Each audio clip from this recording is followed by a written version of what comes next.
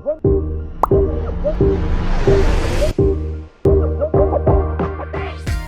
is something I wanted to do since the beginning. It finally happened. In Bali once again, in person. Again, V2, but this time just as fun.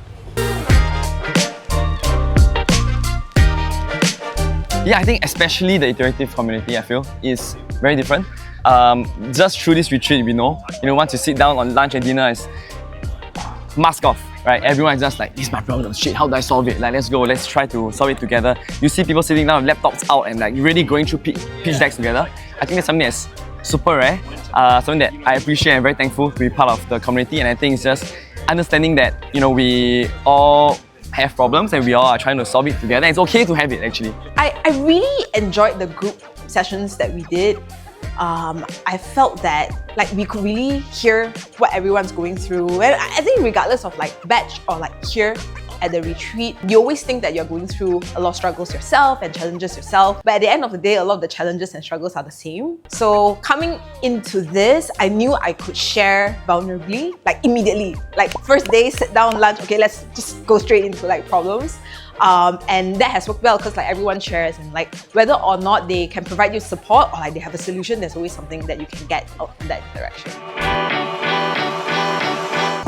It's been a wonderful community because even if you have an issue that you may not be able to solve yourself, you can tap into hundreds of founders and just ask, how would you solve this? So it's been an amazing community. It's really good to bounce ideas off people, and I really liked that. And I was talking to one of the guys just said everyone's very vulnerable here and everyone's very humble and open to help. So I really like that community as well.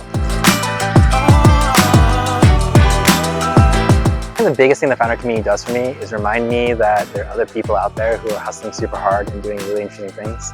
It's really easy to be in your own bubble, and especially when you're CEO, you think you sort of rule and you're the hardest working person around. Because you generally work harder than your team maybe a lot of times.